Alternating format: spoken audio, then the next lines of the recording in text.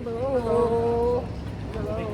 Where are we going? We're gonna go to Catfe on West Pender. So we're just walking there. Yeah, 18 minutes na walk. And then, kaka-off lang namin sa work. So, maglalakad kami.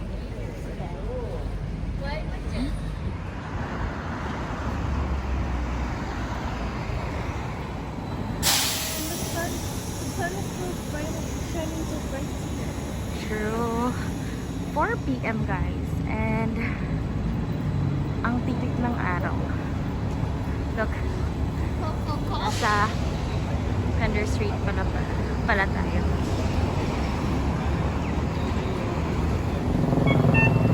Yan yung ano to? I don't know. Top of Vancouver. Revolving Tower. Alam ko yung Toronto meron din ganito, di ba? Yung 3 ano na cities. Ay, bakit ba ako magka-cross na? Yan. Let's go.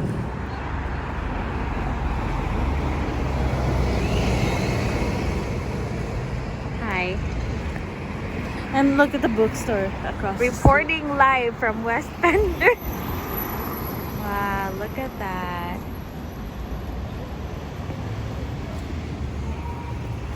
Look at the buildings. Ganda ng araw. Guys, ewan ko kung nakikita nyo, pero tingnan nyo, may mga plants. Ang ganda. Wow.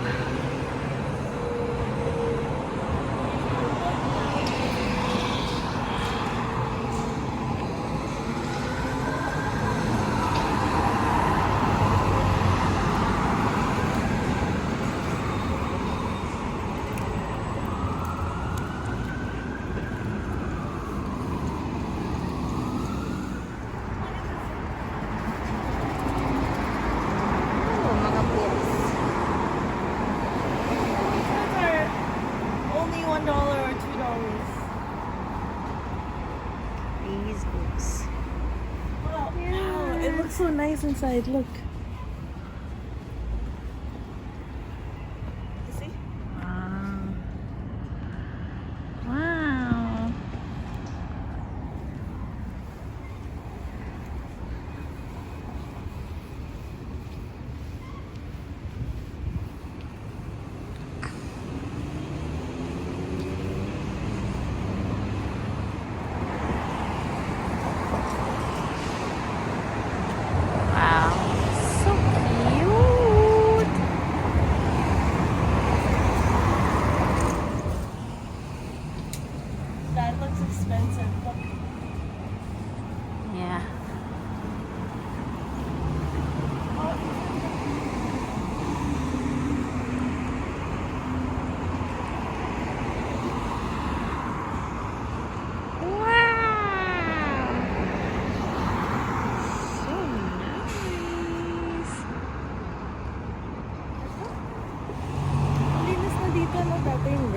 Yeah, maraming ano. Nakakalakad ko na talaga.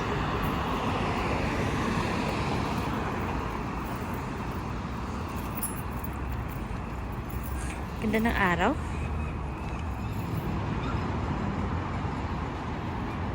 The buildings are so nice. They're like heritage buildings. That. So nice. And even the graffiti over there. You see? Yeah.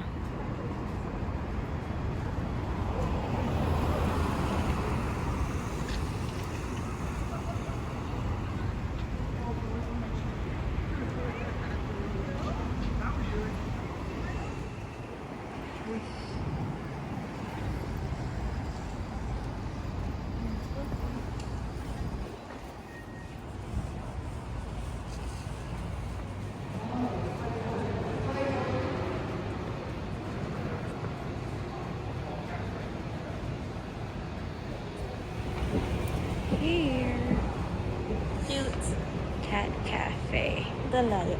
Ano ba meron dito? Cats. Walang pagkain dito? Meron.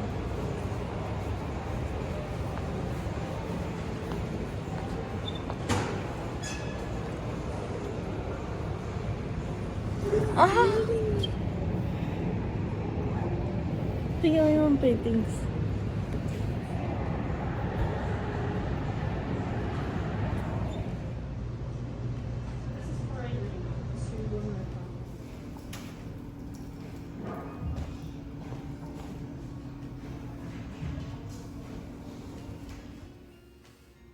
So we had to cat we had to cat some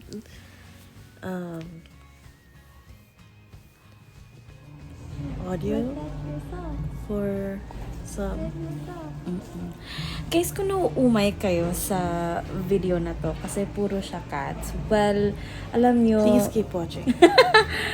very therapeutic din naman sila. Kung most of you, may mga animals kayo or pets na medyo komportable kayo kasama sila, well, isa sa amin, well, lalo na si Kim, yung cats, dogs, gusto niya talaga. Pero, I think halos lahat naman siguro na pwedeng maipet gusto niya. But dito, sa Catfe, ano ba to? Saan ba to? Cafe, where was it located? International Village Mall? Olympic International Village ata, dun sa, malapit sa So Chinatown? Chinatown. Yeah, so Catfe is a non-profit cafe, and all of the cats that you see here are adoptable cats.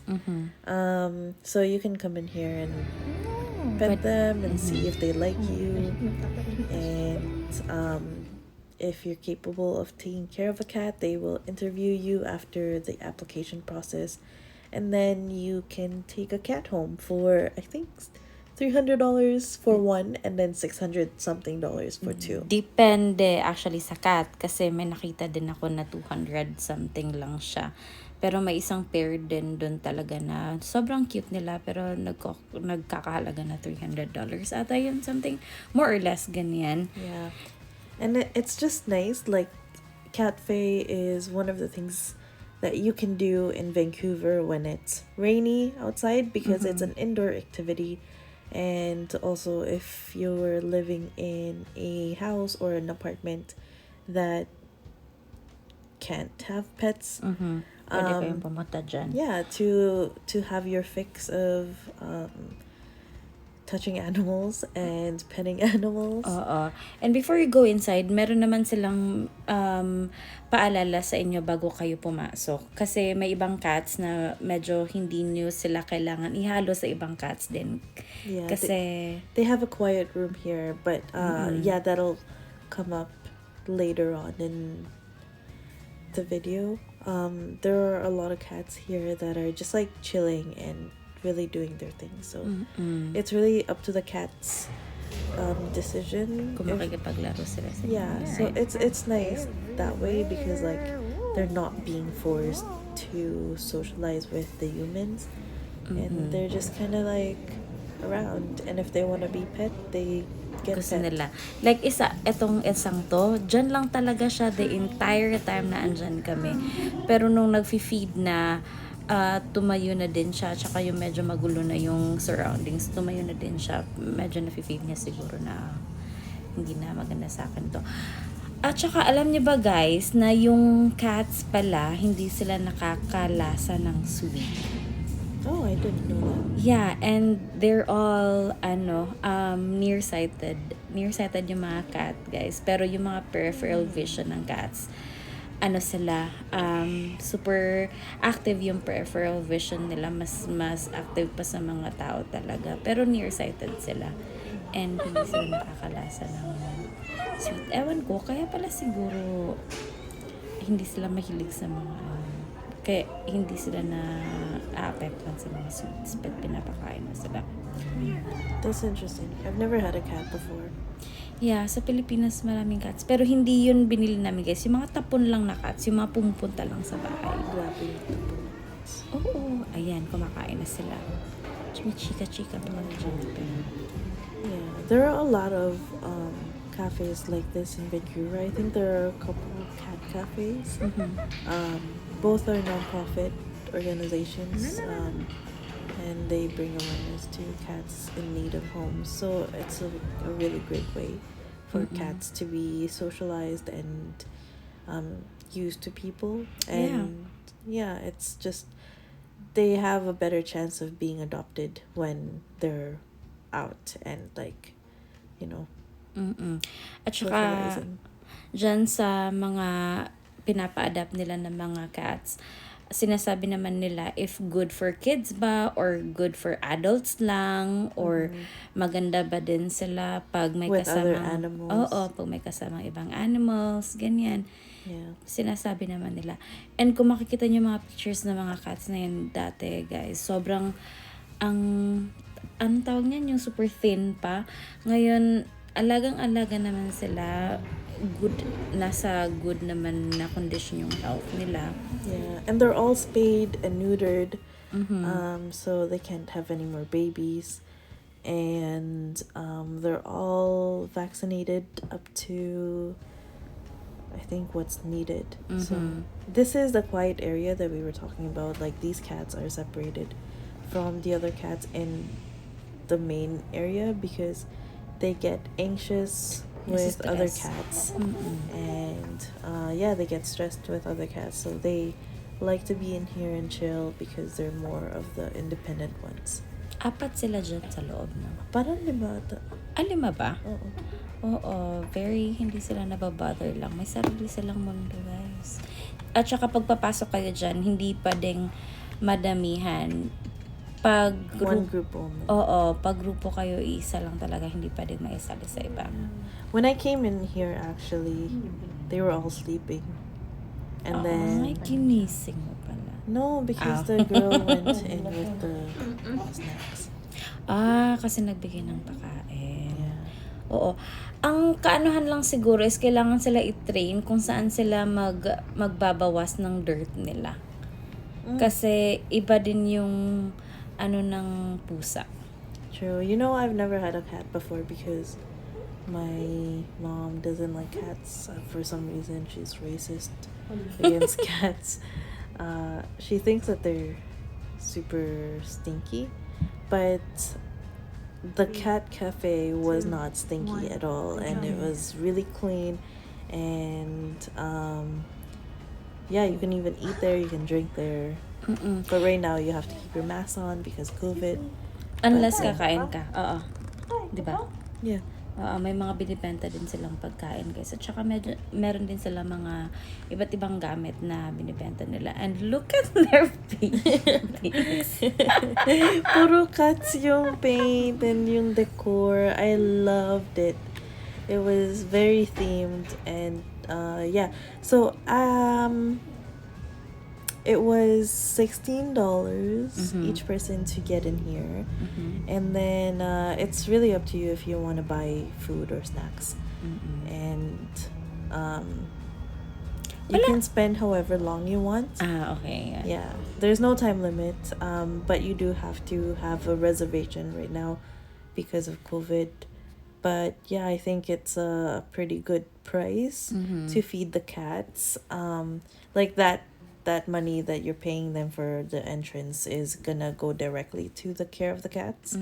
So it is really nice that you're, spending to feed cats and to take care of them. At saka I think kung nagbabalak kayo na mag-pet din ng cat, it's a good opportunity for you guys to experience if okay ba kayo. Although, iba-iba naman yung personality ng cats. Like, lahat ng andyan, iba-iba yung personality. Pero at least may insight kayo. Yep.